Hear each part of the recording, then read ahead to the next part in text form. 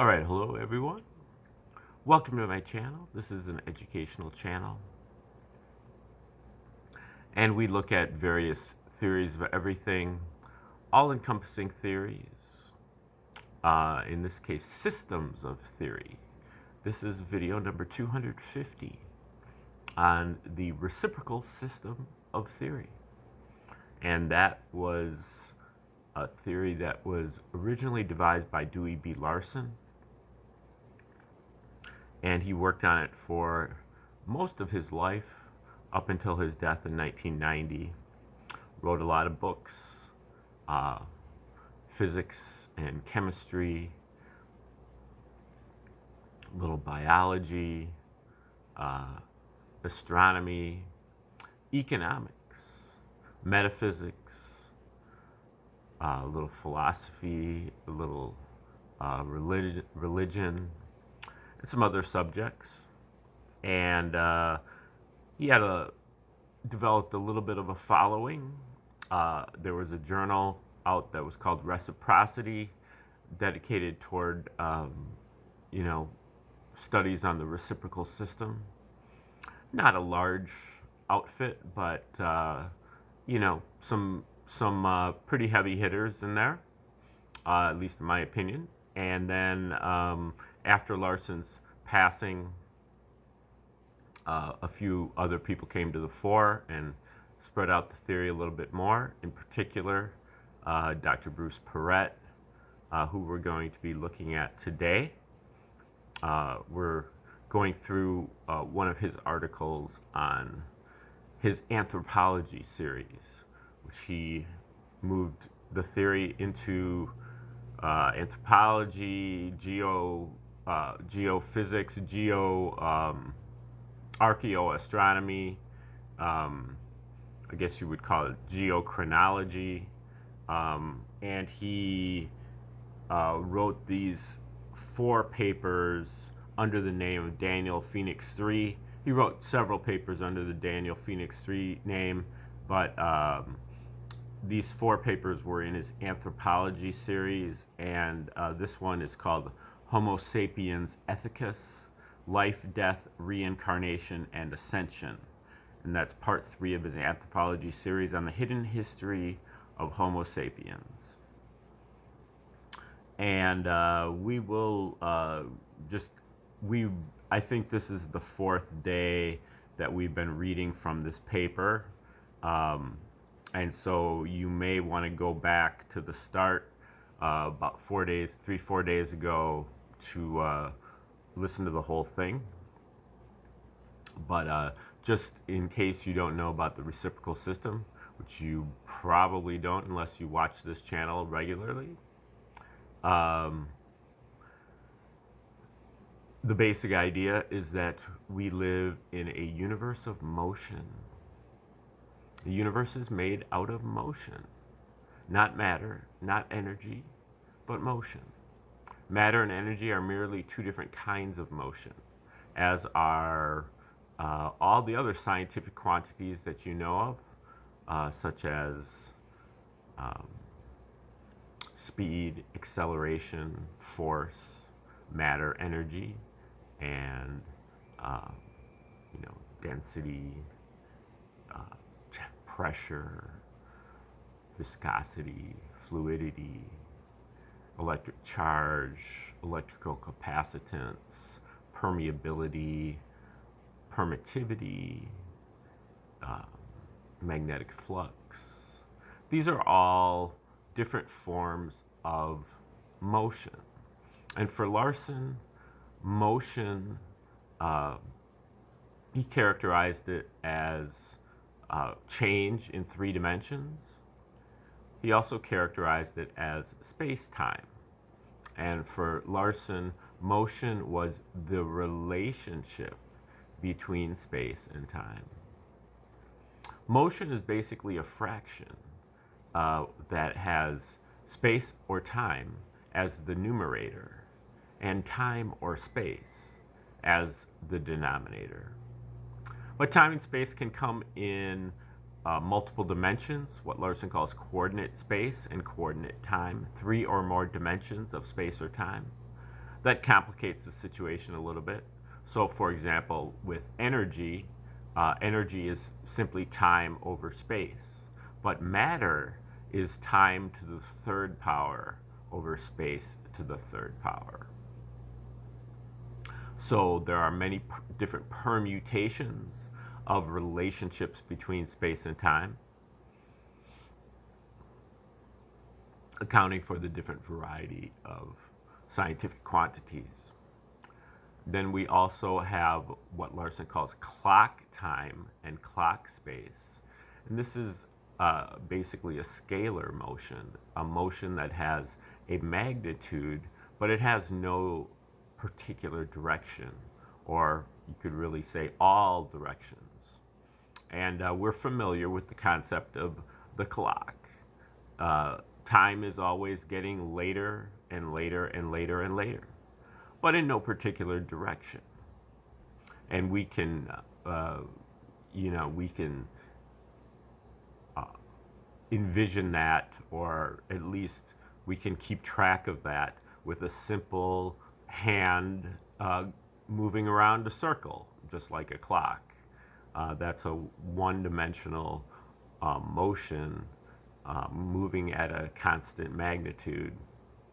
But what that's really representing is envisioned by a balloon that you put a bunch of dots on with a magic marker. You blow up the balloon, all of the dots are moving away from each other, but in no particular direction or in all directions. The further the dots are apart, the faster they're moving away from each other. And then if you suck in the balloon, then the dots are all moving toward each other. So this is the progression of space, clock space. And again, you can envision it as a one-dimensional scalar motion. But it is actually, that's really the the overall net motion of all the different motions that are involved in that balloon analogy. And you would actually expand the analogy by using something like raisin bread to fill in the internal parts of the balloon. If you have raisin bread and you put it in the oven, all of the raisins are moving away from each other, whether they're on the surface or even in the interior. And then also, space and time both have their discrete unit aspect, meaning that space and time come only in chunks. There is no fractional or decimal units of space or time. You either have one or you have none. And then you either have two or you still have one. And if you have exactly 1 unit of space in 1 unit of time, we remember space over time equals speed. You know, the bike is moving 15 miles per hour, 15 miles of space in 1 hour of time. If you have 1 unit of space in 1 unit of time, that is speed, but it is in particular the speed of light. The speed of light is 1 unit of space in 1 unit of time. 1 over 1 equals 1. Larson calls the speed of light unit speed. And unit speed is basically the midpoint of his universe. Unlike Einstein, who says that the speed of light is the maximum speed of the universe. For Larson, it is the midpoint, because Larson understood that there were 2 separate sectors of the universe, where the legacy scientists, including Einstein, only saw one. They only saw what Larson calls the material sector, the sector where everything is moving slower than the speed of light. But the scientists didn't understand that there was a cosmic sector, as Larson calls it, to the universe where everything is moving faster than the speed of light. And this sets up some interesting relationships and extrapolations that can enable the reciprocal system to have great potential for understanding more about our universe. And so this speed of light sets up this unit speed boundary between these two separate sectors of the universe. And then the discrete unit postulate sets up another boundary on each side in the material sector and in the cosmic sector of a subregion within each. So basically there's 4 regions of the universe. 5 if you include the speed of light, I suppose. And so in the material sector, you have what Larson calls the time region. And the time region is everything that is less than a unit of space. If you don't have a full unit of space, then you do not have space, which means that you have time. It's one or the other.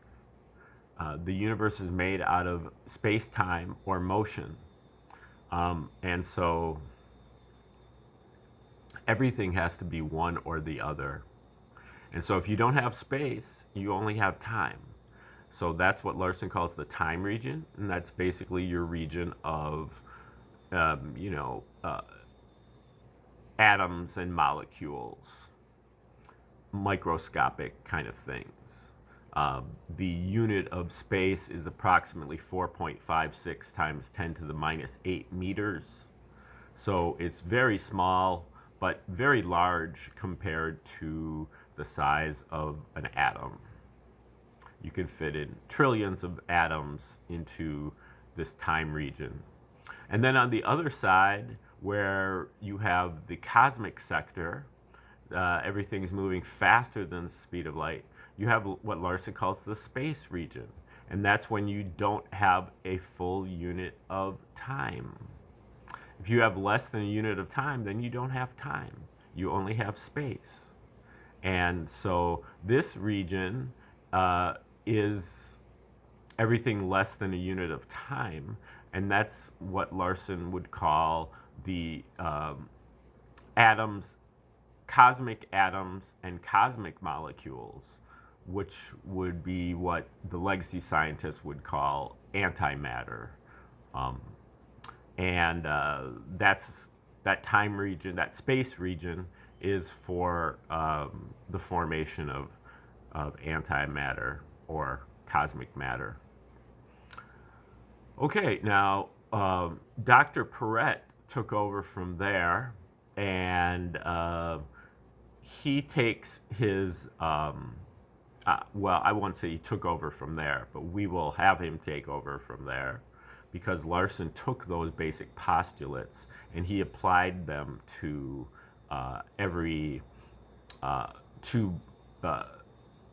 to the universe, and basically derived through the process of deduction, derived a veritable theoretical universe, and then kind of compared his universe with the universe that the scientists had already come up with, and saw that really 90% of what he came up with, the scientists had already come up with. But there was that 10% where the reciprocal system made advances over the legacy scientists. And those were in particular in the realms of the very fast, the very slow, the very large, and the very small. So what, most people would call the relativistic aspects of the universe. So Larson, in fact, had a book that was called Beyond Newton. He used Newton as kind of his jumping off point. The Newtonian universe is basically correct, except on these marginal areas of the very fast, very small, the very short, the very long, whatever the long duration, very fast, the very slow.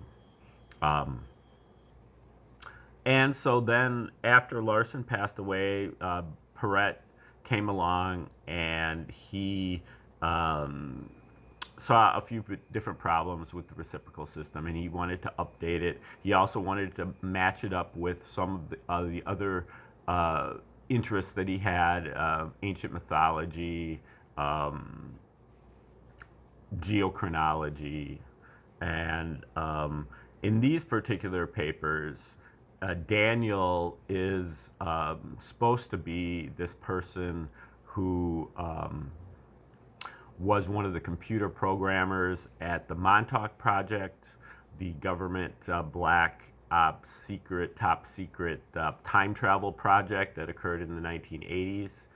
That he pretends, or maybe he did, I don't know, that he was a member of this project. He talks about it in various ways. So anyway, we are going to start this uh, reading here with his section called The Death Experience. If you want to understand death, the last place you want to look is modern religion. And the second to last place to look is to the New Age experts. Go to the source, which starts with the Sumerian records and the books written by the gods with a small g of old, such as the Book of Jubilees, which is a dictation from God with a capital G, recorded by Moses on Mount Sinai, while he, with a capital H, etched those stone tablets for the Israelites. Yes, God, with a capital G, did create man, though the genetic engineering context got a bit lost in the translation. So if anyone understands the structure of mankind, it's the folks that designed the hybrid, and that information is good reference material. What is described are two realms: the mortal realm of our everyday existence, and this other realm, which I'll just refer to as the other realm, as there are just too many names in use, all with extreme religious connotations. If you've done your homework and followed up on Larson's reciprocal system, you already know what these two realms are, the two sector aspects of the biological level of existence, namely a second density version of the material and cosmic sectors.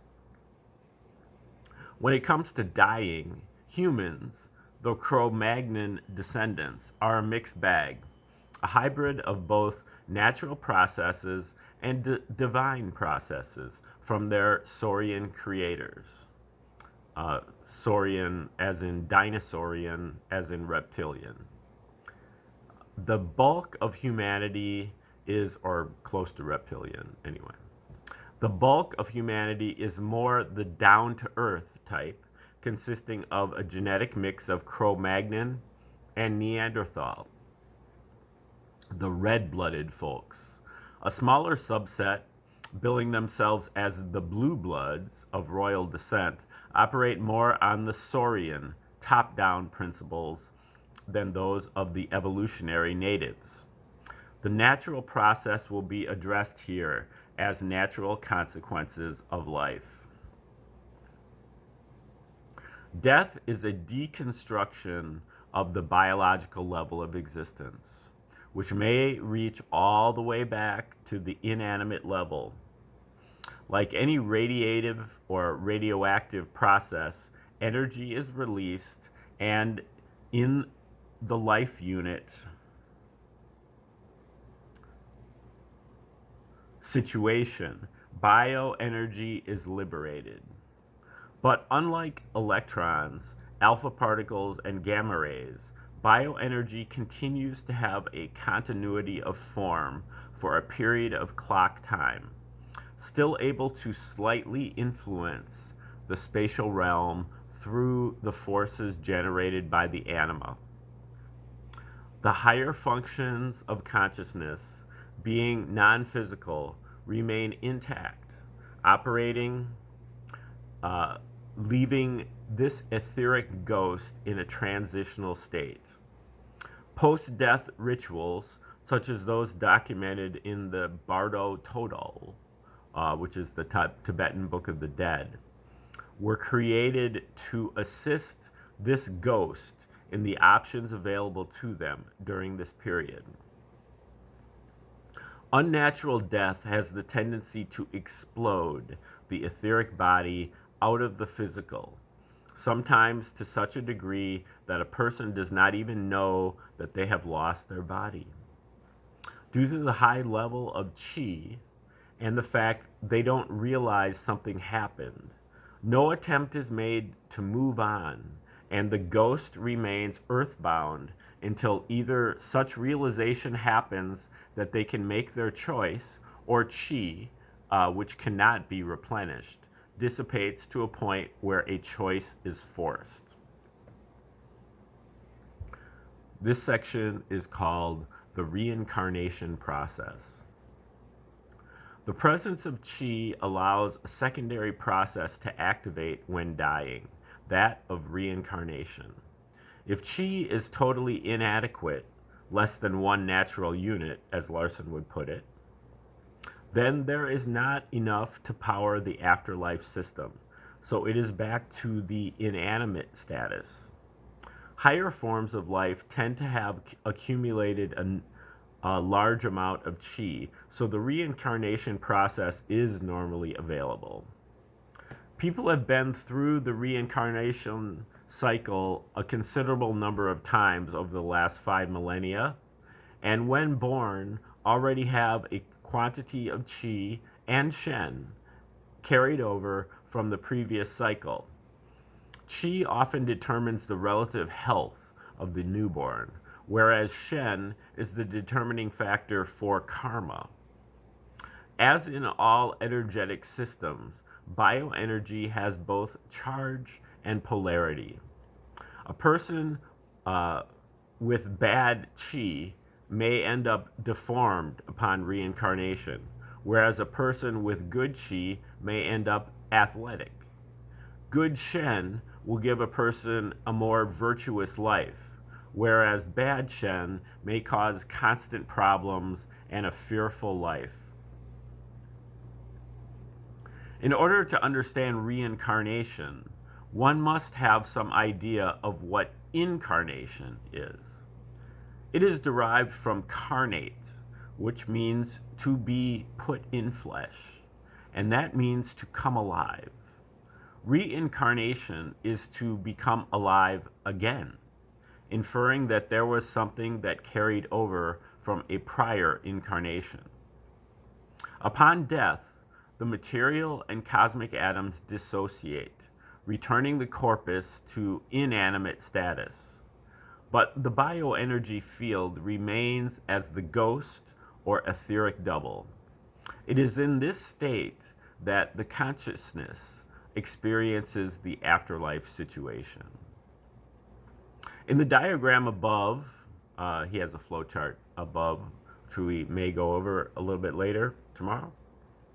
In the diagram above, I have identified the first afterlife realm as purgatory, an old Catholic term for a place that souls reside immediately after death to do a life review to see where they'll end up for eternity.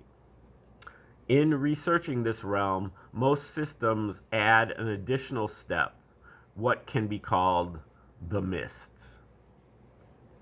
When consciousness loses the physical senses as the body dies, it gets a bit confused, as things like sight are only available from what is known as the third eye. Things start out rather hazy at first, like looking through a mist or dense fog. At this time, the consciousness is still very connected with the spatial environment. People, structures, and reference points can still be identified, just not as physical systems, only energetic ones. Without a body, you haven't got a ghost of a chance with actual physical contact. The dying experience continues in this state for 40 to 60 days, depending on the culture. It is thought that during this time, the folks one has left behind have the opportunity to still communicate with you, to say their final thoughts and get closure before you head on to more interesting things. Also, remember that movement in this ghostly form is not spatial, it is energetic. So your consciousness can localize at any point on the earth when it needs to. And that need usually arises when a loved one is thinking about you. So it does seem probable that this period of transition exists to get closure. After interactions with the physical world are complete, you have gotten a pretty good idea of what you were like as a person and enter a process of life review. This is where you decide what is going to happen next, and one can be quite hard on themselves. In our society, the victim status is rewarded, which leads to a sense of worthlessness that does carry into the afterlife. In the classic religions, the life review ends up with two simple choices: selfish and go to hell, the black or dark aspect of the wave, or charitable and go to heaven, the white or light aspect. Note that these waves, like their oceanic equivalent, are transient, a personalized version of heaven or hell, not the collective version that was initially established by the gods of old.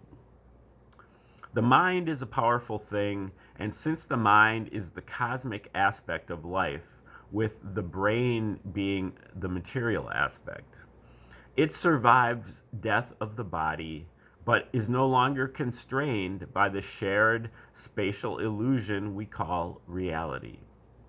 Your mind can create any illusion it desires in order to balance out your bioenergy, so you may continue on the path of spiritual evolution. Those having a near-death experience typically enter the waves, just like a person on the shore wading into the splashing of the ocean. They have not yet fully engaged the dying process because at some level they knew they were not going to die. But they do get a glimpse of what personal judgment may result in, and as such, the experience can often make a substantial change to a person's outlook on life, normally for the better, once they discover that a personal hell is built upon all those things that they spent their life repressing and hiding from. There is also a third choice, which is labeled the path of Keb. This path opens up when, during life review, you realize that yes, I have done some selfish things, but they were necessary for survival and growth. Concurrent with, yes, I have done charitable works, and they were also necessary to balance out the selfish acts. Most people that are not strongly biased in their political, religious, and philosophical views fit this description. When the consciousness enters this state, neither a personalized heaven nor hell suffices to provide further growth of consciousness. So door number 3 opens up as the Minbari say, I am gray. I stand between the candle and the star. We are gray. We stand between the darkness and the light. This removes one from the personal realm of self-judgment, the I, and into the density of choice, the we, and what interactions, selfish or charitable, have been done in order to assist in the evolution of consciousness. Okay, that is the end of that section, and we went a little long today, but I went on and on with the intro, so I wanted to get in a little good dose of Dr. Perrett there. And the next section here is called the realm of illusion, the density of choice. So we will be getting into that section tomorrow when we start up again. Meanwhile, thanks for tuning in today. Have a great day.